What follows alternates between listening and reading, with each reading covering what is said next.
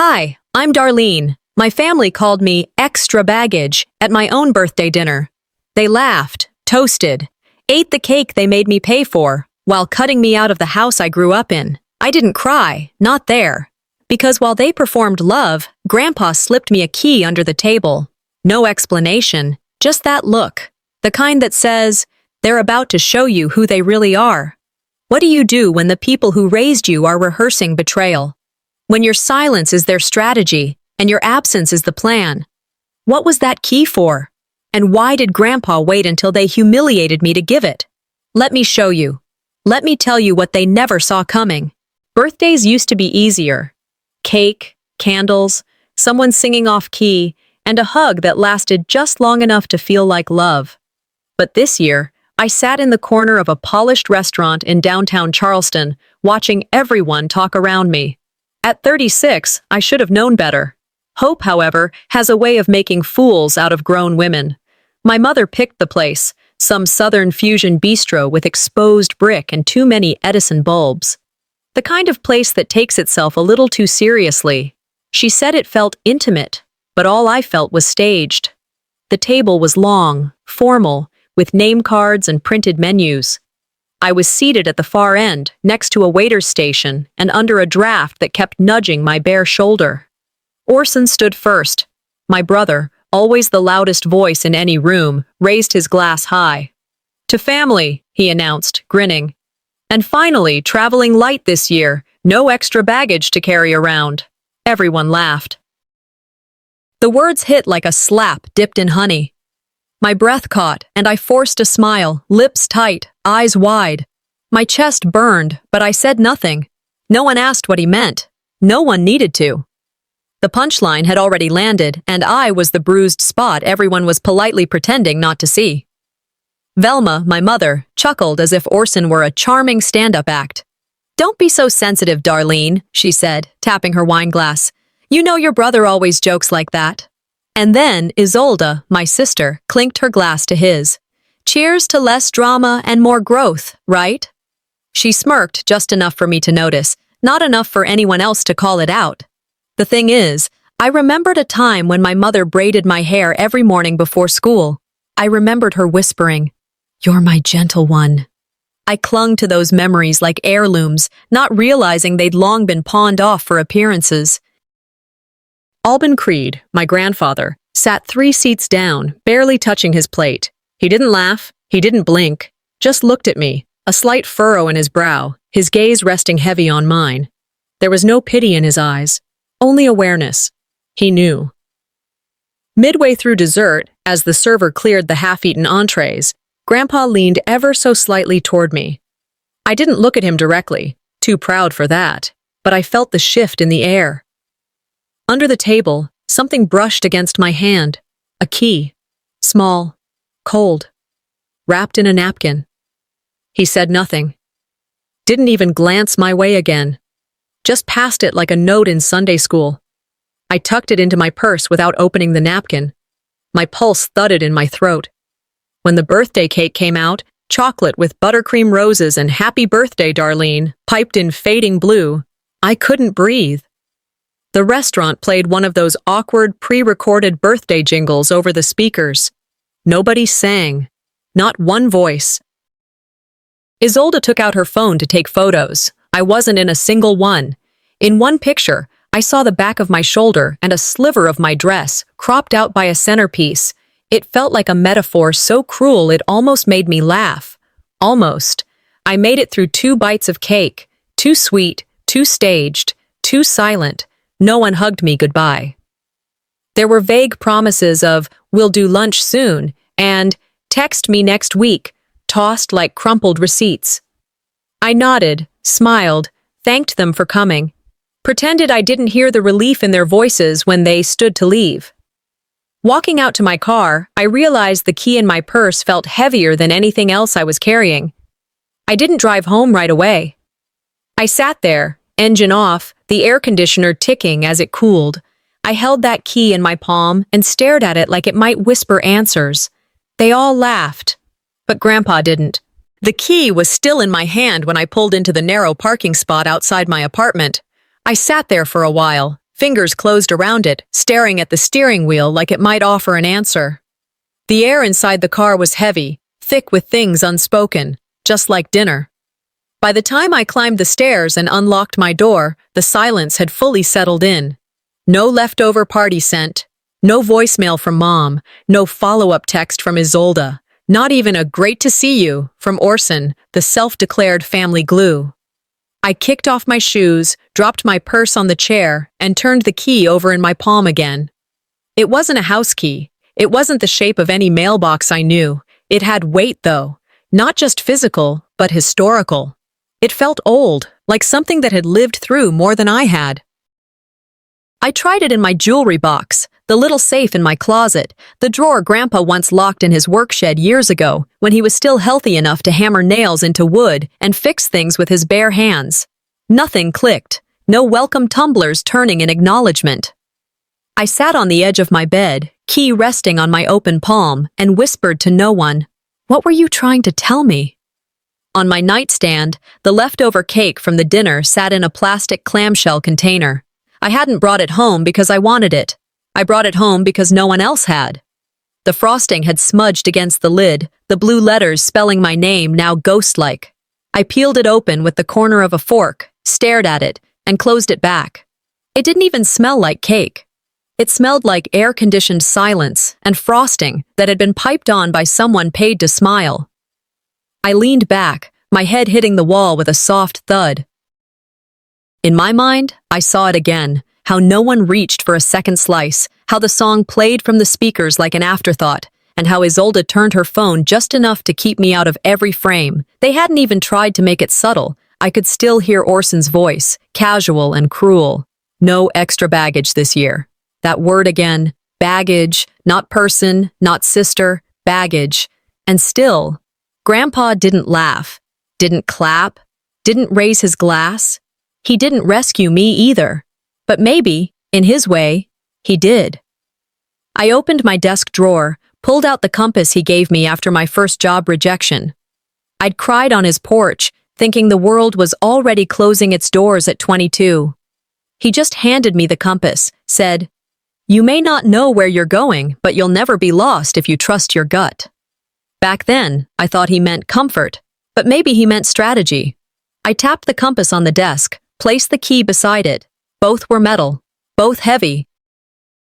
Both gifts from a man who never said much, but somehow always said enough. I opened my phone, typed out a message to Velma. Did Grandpa ever mention something about a key? I stared at the text, thumb hovering over send. Then I deleted it. Instead, I opened Facebook. The birthday post from Velma had over 100 likes, captioned, "So proud of my children, strong, independent, loyal." A picture of Orson and Isolde smiling beside the cake I didn't cut.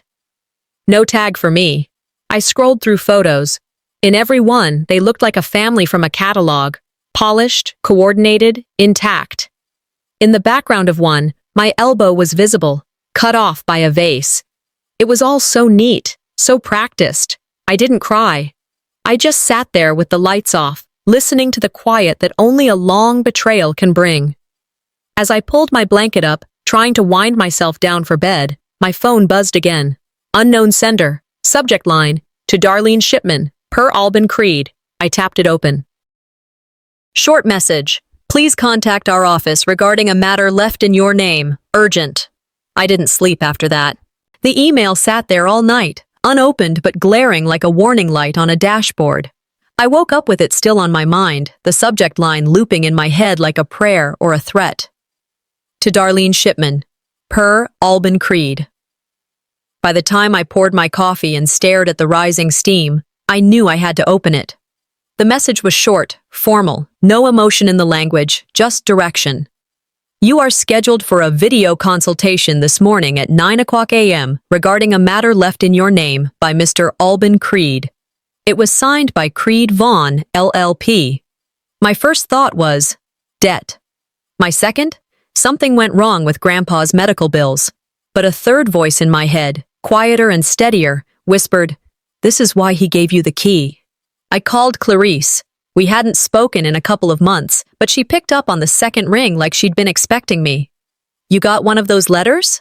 She asked, before I even said hello. How do you know? My cousin works in probate. Said Creed Vaughn's name popped up a few times this week. They don't just send casual updates, Dar. If they're reaching out, it's serious. You want me to hop on the call with you? Clarice was always like that. No drama, just action. She was the kind of friend who didn't flood you with advice, just showed up holding a flashlight when you were stuck in the dark. Yes, I said. Please. I don't know what this is. Whatever it is, she said. It's not random. 10 minutes later, I sat at my desk, the same spot where Grandpa's compass and the mysterious key still lay side by side. My laptop screen lit up. Clarice joined the Zoom call first, eyes steady behind her glasses. Then the lawyer's assistant entered. Her name was Sylvia. She had a calm demeanor and a stack of digital folders behind her, like she carried the secrets of 100 families. Ms. Shipman, she began. This message was recorded and documented 2 months prior to Mr. Creed's passing. It was his instruction that we wait until after May 17th to contact you. The date clicked immediately. My birthday, the night they all laughed. She continued, sharing her screen to display a scanned letter, handwritten, unmistakably Grandpa's. If Darlene receives this after May 17th, it read, then they've done what I feared. Tell her to go to Palmetto Heritage Bank, Box 714. I leaned back in my chair, barely breathing. Is that a safety deposit box? I asked, though I already knew the answer. Sylvia nodded. Only you are listed as an authorized party. No one else has access. Clarice chimed in, voice low but sharp. This wasn't sentimental. This was legal. He anticipated something. Sylvia offered a tight smile. Mr. Creed prepared well. There's also this. Another document appeared, legal, notarized, dated 3 years ago.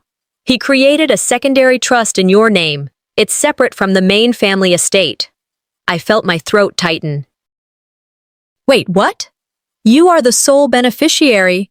It activates upon your 36th birthday. I swallowed hard. So he planned this. All of it. Clarice nodded, eyes flicking to me through the screen. He knew they wouldn't protect you, so he did. There were no words for the swirl inside me. Gratitude wasn't the right word. Grief didn't cut deep enough. It was closer to being seen, fully, finally. In a family that had turned invisibility into an art form, Grandpa had drawn a map. Sylvia paused, then added, He left you a note.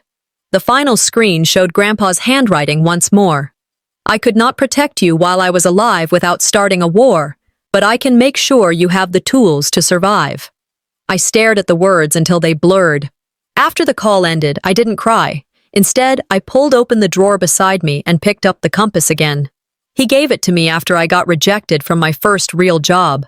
I'd cried, convinced the world had closed the door. He hadn't consoled me. He'd handed me the compass, said, Sometimes they don't build the door for you, so you make your own key. Back then, I thought it was poetic. Now it felt like instruction. I spent the next hour researching Palmetto Heritage Bank. Turns out, I'd walked past it for years, tucked between the old post office and a stationery store I used to love as a teenager. It was always there, quiet, unassuming, like him. I didn't know what was in that box, but I knew whatever it was, they never wanted me to find it. It was just after 8 when I stepped out into the morning air, key in one pocket, directions in the other. Charleston always smelled different downtown, less sweet, more like concrete and coffee. I passed the flower shop I'd visited with Grandpa years ago. Back then, he bought tulips for a nurse who'd once brought him a warm blanket without being asked. The Palmetto Heritage Bank wasn't flashy. No glass facade, no digital kiosks, just old brick and a door that creaked slightly when I pulled it open. The kind of place that hadn't changed in decades because it didn't need to impress anyone. Inside, the carpet muffled footsteps. I approached the front desk, clutching the key in my hand. The woman at reception had the kind of posture that said she didn't get surprised easily. I'm here to access a safety deposit box, Box 714, I said, steady but unsure. My name is Darlene Shipman. She raised an eyebrow, typed something, paused, then typed again, slower. Oh, she finally said, her tone shifting. Yes, you're the one Mr. Creed mentioned. She didn't say more. She didn't have to. Her silence said it all. This wasn't routine. She made a call. A few minutes later, a vault manager appeared, an older man with silver hair and a voice like gravel.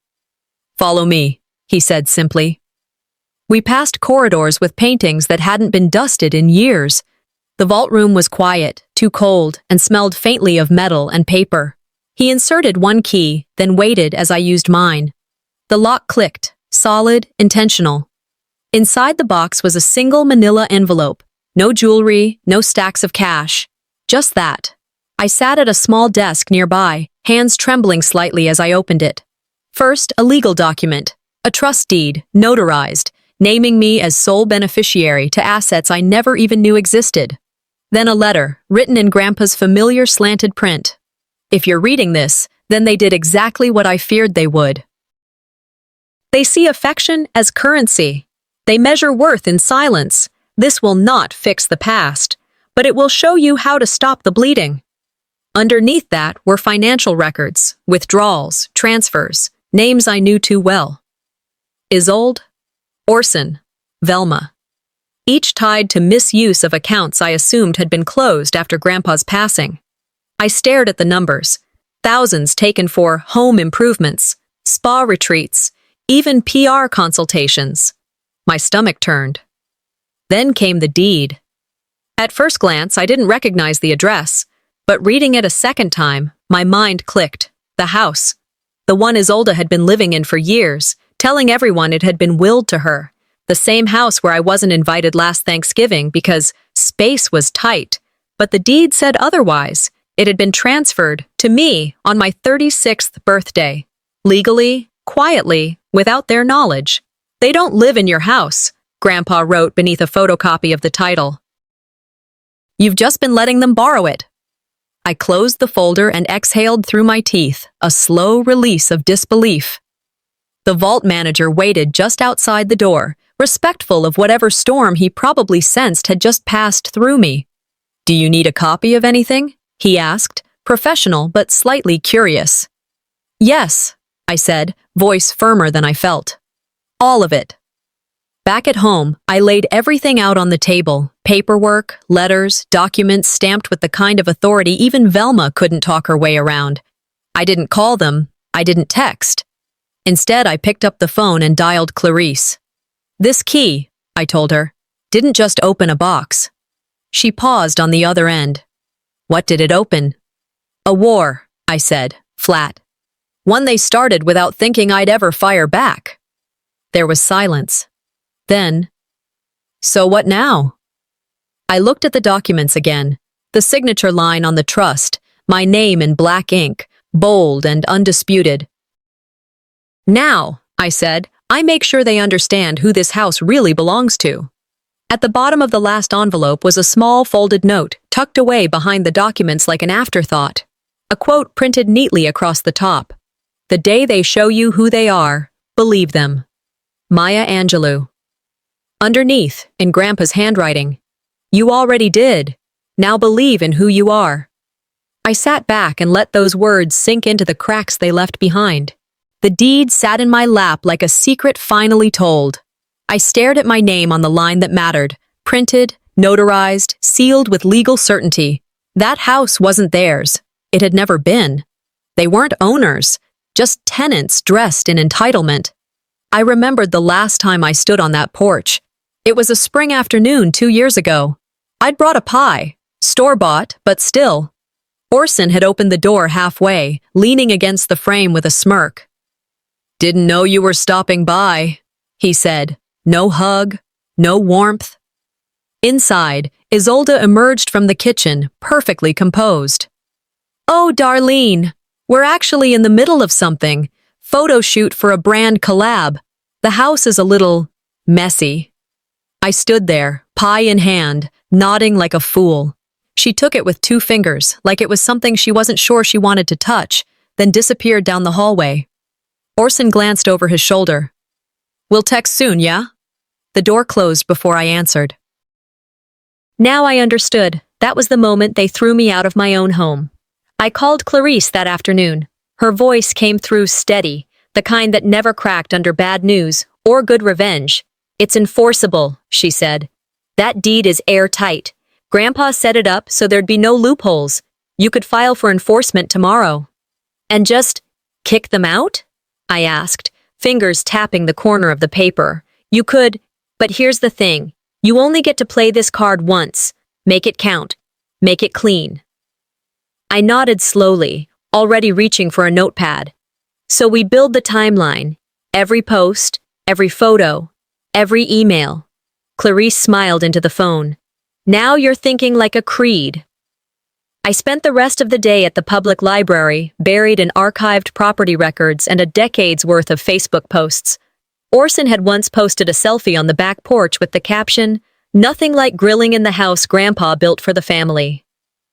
Funny. He never said which family. Isolde had posted a full photo spread of the renovated kitchen. Our dream renovation. Couldn't be more grateful to finally have a space that's ours. I clicked through the comments. Praise, heart emojis, friends gushing over backsplash tiles and French doors.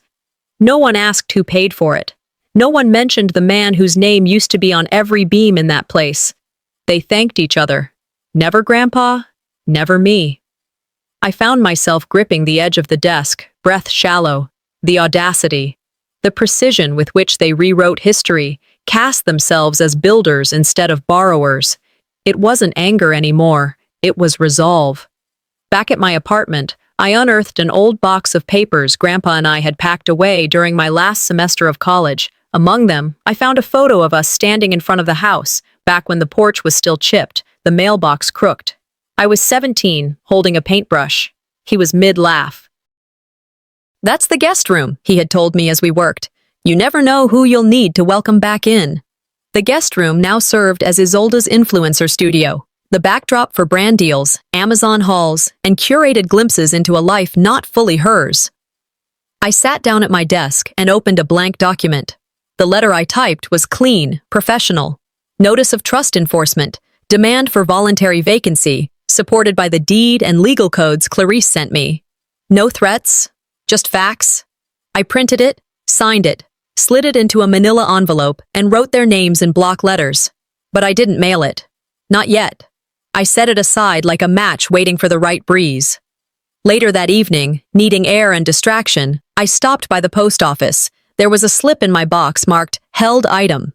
When the clerk handed it over, I recognized the handwriting instantly. Grandpa's. A birthday card. Dated last year, it had been returned. Recipient unknown, the label read. I stood there, unmoving, then stepped outside and opened it. Inside was a photo. The house mid-renovation, plywood over windows, gravel driveway, scaffolding still up.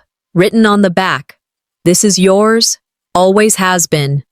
I felt the weight of it in my chest. Not sadness, not regret, just confirmation. The house never stopped being mine. I just stopped being allowed to call it that. Until now, by Wednesday morning, I had already reread every page of the trust 4 times.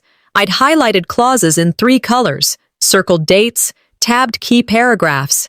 If the documents were a battlefield, I'd drawn up my lines and chosen where I'd strike first. I wasn't angry anymore. I was ready. There's a clarity that comes when you realize you've been waiting for permission that was never coming. If I needed someone else's blessing to take back what was mine, I'd already lost. So I picked up the phone and called Clarice. "They're still pretending," I told her, pacing the floor of my apartment. "They won't stop," she replied. "But you can." Her voice dropped a notch. "My brother ran the database. You're going to want to sit for this." I did. They filed a joint renovation claim on the house under Orson's name, listed it as a family investment property. No mention of you. No mention of the trust. That's not just shady. That's fraudulent. I didn't blink. "And they'll try to say it was a clerical error," I muttered. "They might," she said. "But the thing about lies, when they're papered over official documents, they tend to hold up in court just long enough to snap back and cut the ones who signed." I grabbed my keys. "I'm going to the courthouse." The legal records office was cool and sterile, with that faint mix of dust and toner that reminded me of waiting rooms and old libraries. The clerk behind the desk looked at the file I handed over, then looked at me. Her eyes flicked back down to the trust. "This house?" she asked. I nodded. "It's listed under another active tenancy." "Not anymore," I said, placing the notarized documents in front of her, the ones from the vault at Palmetto Heritage. She read them slowly, then again. "I'll print the enforcement filing," she said finally, turning to her computer. "You'll get a certified copy by mail and email. And I suggest you keep both." That was the first time the system, any system, had felt like it belonged to me, too. Later that afternoon, I drove toward the house, not to make a scene, not to throw stones or raise my voice, just to deliver the notice. Quietly, legally, with the weight of every signature that mattered behind me. I parked on the opposite side of the street and crossed, envelope in hand. I slid it into the mailbox, slow and deliberate. The moment my fingers let go, the front door opened. Isolde. She stood barefoot in the doorway, robe cinched too tight like it was armor. Her eyes met mine, and for the first time, they didn't flicker. She knew why I was there. "Can I help you?" she asked, flat, bored. "No," I said. "I'm just leaving you something. It belongs to the rightful owner." Her lip curled just slightly. "Don't do this, Darlene. You don't want to start something you can't finish." I took a half step back, eyes steady. "I'm not starting anything. I'm ending what you never had the right to begin." She didn't slam the door. She didn't speak again. She just watched me walk away. Back home, I made tea, pulled on a sweatshirt, and checked my mailbox. One envelope sat inside, the kind I used to buy in bulk during college. It was addressed to Grandpa. I frowned. I hadn't mailed him anything in years, but the return label was mine. The stamp was dated last year. I opened it slowly. It was the birthday card I'd written him, the one I never got a reply to. Inside, my handwriting was shaky. "I hope you're well. I know I haven't come by as much lately. Things feel weird, but I still love you. I always will." Paper clipped to it was a yellow sticky note. One line. I read it. I knew. "They won't win. Love, AC." I held it like something sacred, folded it carefully, slipped it into the same drawer where the compass now lived. They'd tried to erase me, rewrite the script, but he'd already seen the ending. And now I was writing the next act. The envelopes were already sealed by the time the sun dipped low behind the Charleston rooftops. One addressed to Velma, the other marked simply, Orson and Isolde. I pressed each return receipt label down with the flat of my palm, making sure they stuck. Inside each, the official trust enforcement notice, deadline for vacancy, a copy of the deed, and a printed summary of the misuse records. It wasn't just proof. It was a mirror. I was done giving them the benefit of doubt. Now, I was giving them paperwork. I slipped both into my tote and headed for the courthouse copy center. The woman behind the glass knew Clarice by name. She glanced at the documents, gave a small whistle, and said, "This is gonna be messy." I didn't respond. Instead, I watched the machine scan page after page, my name, bold at the top of every sheet. For the first time, I wasn't a line item in someone else's narrative. I was the headline. Clarice called as I stepped outside. The breeze picked up, warm, sticky, southern. Her voice was direct. "Darlene, do you remember last year when Isolde asked me how to write off luxury upgrades under family improvement expenses?" I paused. "Vaguely, why?" "Well, I found the expense reports. The contractor invoices match what's in Grandpa's disbursement logs. Kitchen marble, outdoor lighting. She funded her image with your inheritance." I didn't need to ask how Clarice felt about that. Her silence said it louder. "If they use trust money for their vanity," she added, "you've got more than a moral argument. You've got legal ammunition." "Let them keep their marble," I said. "I'll take back the ground it sits on." That night, I couldn't help but remember the dinner a few months before Grandpa died. It had been one of those forced family gatherings, perfect lighting, coordinated outfits, enough passive aggression to fill the room. Velma sat at the head of the table, wearing pearls she hadn't earned. "We're all so lucky to still be together," she said, lifting her glass. But I'd noticed my seat was swapped at the last minute. I ended up in the corner, next to the pantry door. My wine glass never got refilled. My plate came 10 minutes after everyone else's. Grandpa had noticed too. He said nothing, but when dessert came, he passed me the biggest slice of pie. Together didn't mean included. It meant controlled, silenced. The next morning, I reviewed everything again. In one of Grandpa's archived bank folders, I found something unexpected. A receipt tied to a donation check Isolde had made to a charity gala. It was a birthday gift to someone else, $5,000 from an account labeled Creed Family Legacy Fund. The same week, she gave me a $5 keychain in a half-wrapped bag with a reused bow. I stared at the image on my screen, Isolde in a red gown, smiling next to a huge novelty check. Flashbulbs, fake smiles, praise in the captions. She bought applause with stolen affection. I printed the image and slid it behind my legal copy. Then I mailed the envelopes. No hesitation, no gloating, just quiet certainty. On the back of each, in black ink, I wrote the same line. "You knew. Now you know I do too." That evening, I tried to unwind. I brewed tea, turned off my phone. But the peace didn't last. A notification buzzed. My name wasn't tagged, but I knew the tone. Velma had posted. "Proud of my children for standing up during tough times. Some of us know how to handle inheritance with grace." No mention of me. Just Orson and Isolde, tagged beneath a photo from last week, a shot staged in front of the house. My house. They stood beside a rose bush Grandpa had planted with my help when I was 12. Isolde's hand rested on Orson's shoulder like they were the last two branches of the family tree. Velma's caption ended with, "Legacy is earned, not claimed." I stared at the screen. No anger, just disgust. The kind that settles behind your ribs and whispers, this was never about truth. It was about optics. Power plays behind pearls and staged photos. I closed the app, set my phone down. "You still think this is theater? I'm about to end the show." At exactly 5:30 p.m., I parked 2 blocks away and walked the rest of the distance. I didn't want to arrive early or late. I wanted to arrive with purpose. Timing wasn't about making a scene. It was about precision, control. I had lost enough of that over the years. Today, I was reclaiming it. The house stood quiet on its usual pedestal of borrowed pride. The roses I'd helped plant years ago were blooming in the front yard, watered by people who forgot who'd turned the soil. From the sidewalk, everything looked normal. Blinds drawn, porch light off, the air still with early evening humidity. At 5:46 p.m., a black sedan pulled up along the curb.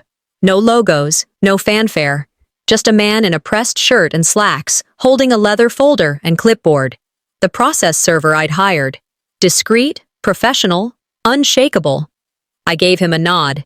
He crossed the lawn like he was walking into a meeting, not a battlefield. At 5:47 p.m. exactly, he knocked on the door. Orson answered. Sweatpants, bare feet, phone in hand. "Can I help you?" he asked, already defensive. "You've been served," the man said calmly. "You have 30 days to vacate the property. All documentation is enclosed." The folder was handed over with clinical detachment. No raised voices, no dramatics, just law. Seconds later, Velma burst through the doorway. "What is this?" she asked, voice climbing in pitch as her eyes scanned the paperwork. "No, Darlene, this isn't how we handle family. You don't ambush your own blood." I stood behind the gate, hands in my jacket pockets. "It is now. I play by Grandpa's rules." And he left me the board. Isolde appeared next, barefoot like Orson, makeup half done, like she'd been prepping for another Instagram live. She grabbed the folder from Velma's hands, scanned the top page, then tossed it onto the ground like it burned. "You're being cold," she hissed at me. "No," I said. "Cold is what I felt on my birthday." "This is clarity." They stood there, stunned. I could see it, the scrambling behind their eyes, trying to calculate their next move, shape a narrative, script a sympathy post. "You don't have to do this," Orson said, suddenly conciliatory. We raised you. We gave you everything. I tilted my head. You gave me a couch I wasn't welcome on, silence in every family photo, and a birthday cake no one wanted. You taught me the price of peace in this family, and I'm done paying it. The porch was silent. For once, they didn't have a comeback rehearsed.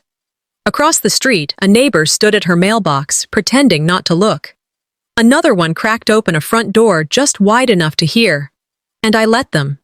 Because sometimes justice doesn't need noise. Sometimes it just needs to show up on time and be undeniable. By the time I walked back to my car, the process server was gone. I drove home slowly, letting the quiet settle in again, not as a punishment, but as a reward. An hour later, a video appeared online. Anonymous account. No tags. Just a clip of Velma clutching the envelope, Orson frozen, and me, standing calmly at the sidewalk. The caption, "Sometimes justice wears silence and sunglasses." I didn't comment. I didn't share it. But I saved it. When I got home, I checked the mailbox.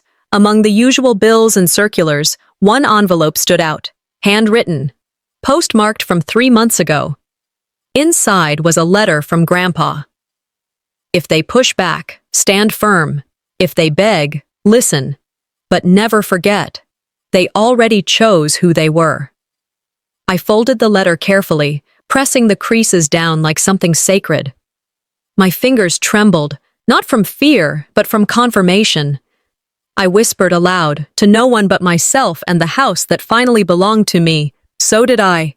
The morning after felt different, not dramatic, not cinematic, just quiet. The kind of quiet that wraps around you like a blanket instead of a muzzle. I opened my eyes, not to anxiety, but to stillness. For the first time in what felt like years, I didn't reach for my phone, dreading what I'd see. Still, I checked. Dozens of emails, most from people I didn't recognize. Some subject lines read like headlines. Good for you. Saw the clip. You don't know me, but... I skimmed. Some were kind, some patronizing. A few offered unsolicited legal advice, but most just said what no one in my family had the decency to say. We saw what they did, and we're on your side. Nothing from Orson, nothing from Isolde, certainly nothing from Velma. I made coffee. Realized I didn't care how they were handling it. I'd spent most of my life reacting to them. Their silence, their slights, their strategic kindness. Now, they could react to me. Later that morning, my phone buzzed again. This time, it was Clarice. They tried to threaten the reporter, she said, without preamble. What reporter? She sighed. Channel 8. They ran a segment this morning. Family fraud exposed in quiet trust dispute. Used a clip from the neighbor's video. Your line about playing by Grandpa's rules. I blinked. You're kidding.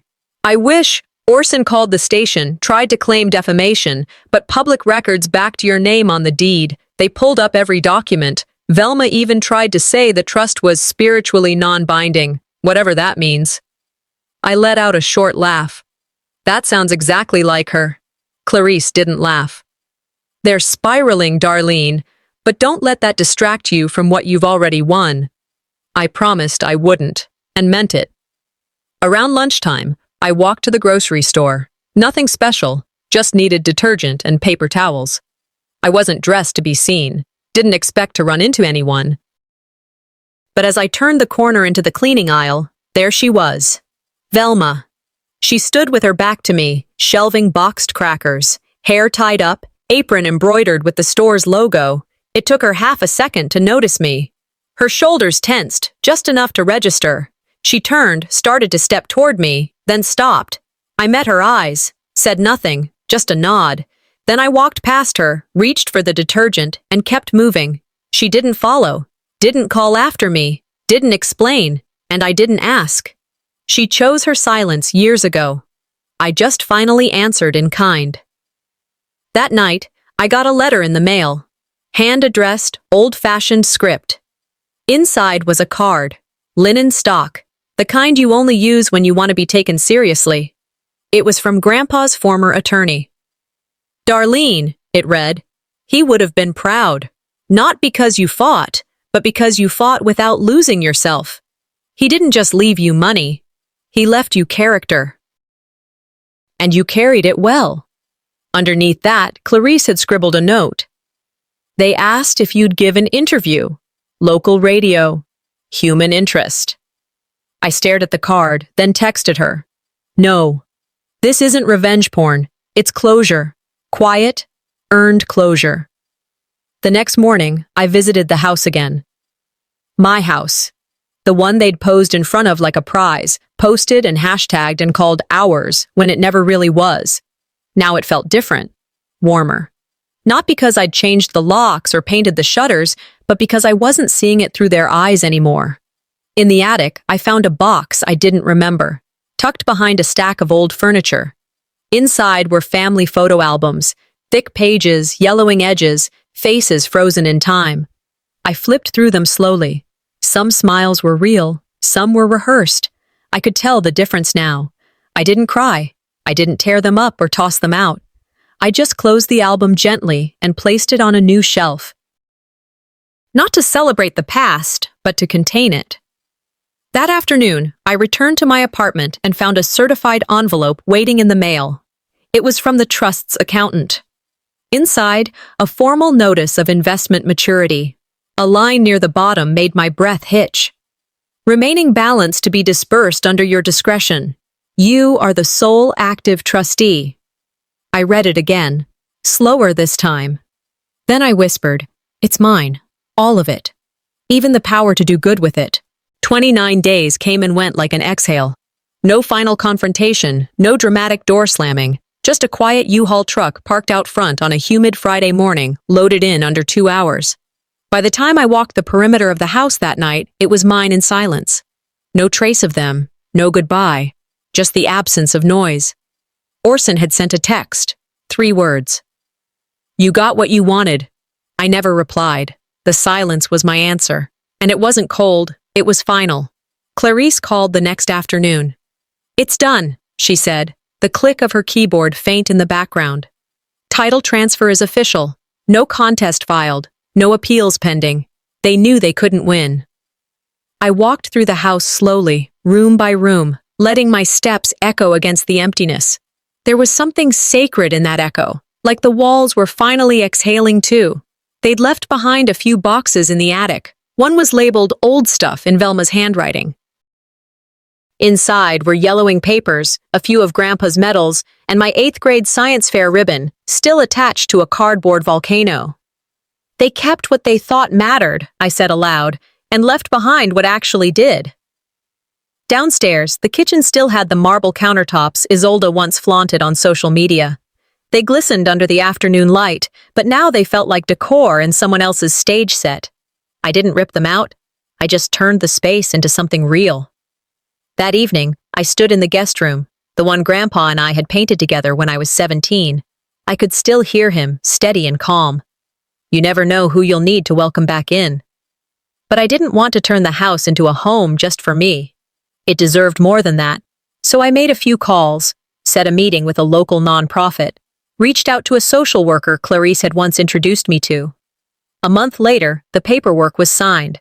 The house wouldn't be sold. It would be transformed, a place for women forced out of their homes for being too independent, too queer, too outspoken, too much of anything for their families to tolerate. We named it the Extra Baggage Project. When a local journalist called asking for a quote, I gave her only this: "This house remembers what it means to belong." That was all I needed to say. Words spread slowly, not viral, not loud, just enough to make the people who mattered notice, and the people who'd once claimed this house as their own quietly vanish from the conversation. Velma picked up shifts at a local pharmacy. A cousin whispered that she never made eye contact at the register. Orson's LinkedIn showed consultant, code for nothing. Isolde's influencer account hadn't posted in weeks. Her last update had been a quote about forgiveness being the path to peace, with a filtered photo of her back turned to the camera. I didn't follow her, but I saw it, and I said nothing. One day, a distant cousin I barely remembered sent me an email. I didn't know, she wrote. I just believed what they said. I'm sorry. You deserved better. I didn't delete it. I didn't reply either. Not every apology needs a receipt. Weeks later, while organizing the office upstairs, I opened the last box from the attic, the one with Grandpa's service pins. A velvet case had come loose from the lining. I opened it carefully. Inside was a folded slip of paper, his handwriting, unmistakable. Freedom is the moment you stop needing them to understand you. I held it for a long while. Then I placed it in the drawer labeled Already Answered. No applause, no speech, just the soft sound of the house breathing again. The sun filtered gently through the linen curtains, casting long golden shapes across the floorboards. For the first time, I walked barefoot across the living room without flinching. The walls didn't echo judgment. The air didn't hum with someone else's control. My photos now hung above the fireplace. College graduation, me and Grandpa in the garden, my dog from years ago. No curated smiles, no matching outfits, just real. I stood at the window where Grandpa used to sit in the mornings, coffee in hand, always watching birds land on the old oak. I could almost feel him beside me now, not in ghostly terms, but in legacy, in breath. I whispered, I don't feel like a guest anymore. An hour later, I sat at the kitchen table, laptop open. A new email had come in, from a cousin I hadn't spoken to since my 20s. Subject line, I owe you this. She wrote, I saw what you did. Took me years to even realize how much they erased you. I'm ashamed I didn't see it sooner. You deserved better, Darlene. Always did. I read it twice. Didn't feel joy. Didn't feel pity. Just validation. Like watching the pieces of a lie crumble from someone else's mouth. I didn't reply. Some guilt has to rot in its own yard. Later that afternoon, I visited the community center. A modest building, freshly painted, humming with quiet energy. The director, a woman named Nia, greeted me with a smile that didn't ask questions. I heard you wanted to set something up, she asked. I nodded. I'd like to fund a scholarship. For women, adult learners, single moms, anyone who got left behind. She blinked, surprised. That's incredibly generous. Any reason why this matters to you personally? I looked around at the shelves of donated books, the corkboard cluttered with flyers. Because too many women don't get a second shot, I said. I almost didn't. She nodded slowly, handed me a clipboard. I signed the donation form with deliberate care, and when it asked for the donor name, I wrote, Albin Creed Legacy Fund. That night, I sat in my office, and opened a journal I hadn't touched since the night after my birthday dinner. The first entry was short, almost childlike. Maybe they didn't mean it. Maybe I'm being dramatic. Maybe I imagined the silence. I ran my fingers over the ink, then turned the page. Grandpa once told me on the porch, long before he got sick, family isn't who stays when things are easy. It's who stays when you speak truth they don't like. Back then, I thought he was talking about Mom, or maybe himself. Now I knew better. That girl in the journal still thought she owed them peace. This woman knows peace is hers. The next morning, I stopped by the grocery store on my way to drop off some papers at the center. I'd nearly finished loading the trunk when I saw her. Isolde, sitting in her car, no makeup, blank stare. Her phone lay face down on the passenger seat. She didn't notice me at first. When she finally did, her eyes met mine just long enough to recognize me. She didn't smile, didn't wave, neither did I. I didn't need her to chase me anymore. I stopped being worth the chase the moment I stopped being invisible. That evening, after a quiet dinner and a short walk around the neighborhood, I came home to a cream-colored envelope on my doorstep, my name written in Velma's tight, cursive handwriting. I took it inside, sat at the kitchen table, held it under the warm light of the dining room lamp. Inside was a Christmas card and an invitation to talk things over when you're ready. I held the card for another moment, then dropped it into the fireplace without opening it. Watched the corners curl. Watched the words vanish. Closure doesn't need a reunion. It needs a decision. 3 months had passed. Quietly. No legal letters, no reporters, no neighbors whispering. Just the sound of hammers, paintbrushes, voices that belonged to women with nowhere left to go, and one house that had waited long enough to welcome them. The walls were no longer pale beige. We painted them deep. Saffron, navy, burgundy, not dramatic, just warm, just ours. Each room bore a name now: resilience, clarity, grace. Words that had been stripped from me by people who thought they had the power to define who belonged. I walked barefoot through the halls, pausing in the entryway where the light hit just right. The echo was gone. In its place, purpose. "It used to echo shame," I said during the ribbon cutting. "Now it carries stories that heal." The local journalist adjusted her mic. "Why now? Why here?" I looked out at the women gathered, some seated on folding chairs, others standing, arms crossed tightly, eyes alert, but hopeful. "This house was once a stage for silence," I said. "Today, it's a mic for voices that had none." The applause came soft but steady, not polite, not forced. Clarice stood in the back, nodding. She never liked the spotlight, but I knew none of this would have happened without her steadiness. No family members came, and that felt exactly right. That evening, I returned to the office, where mail was waiting. Bills, notes, a few donor letters, and one from Velma. A check, 5 figures, labeled reimbursement for legal stress. I stared at it for a full minute. Then I walked to the copy machine, took a photo of the new front sign, Extra Baggage Foundation, and attached it to the check with a sticky note that read, "This isn't how we settle character." I dropped it back in the mailbox and never thought about it again. Later that night, I sat down at my desk, refreshed the website, and read the newest headline: "The Extra Baggage Project launches in former Creed estate." There was a photo of me, natural light, no edits, a quote they'd pulled from my speech. "This house remembers what it means to belong." No mention of the lawsuit, no mention of inheritance, just purpose. I closed the laptop and leaned back, not with satisfaction, but peace.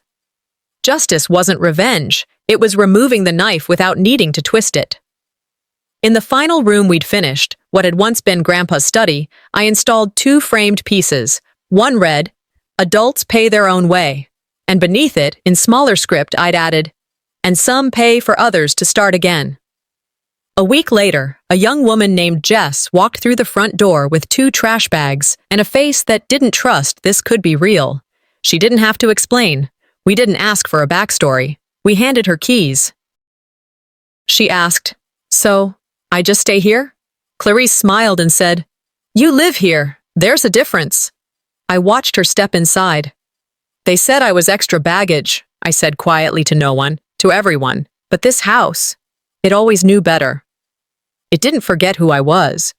It waited until I remembered too,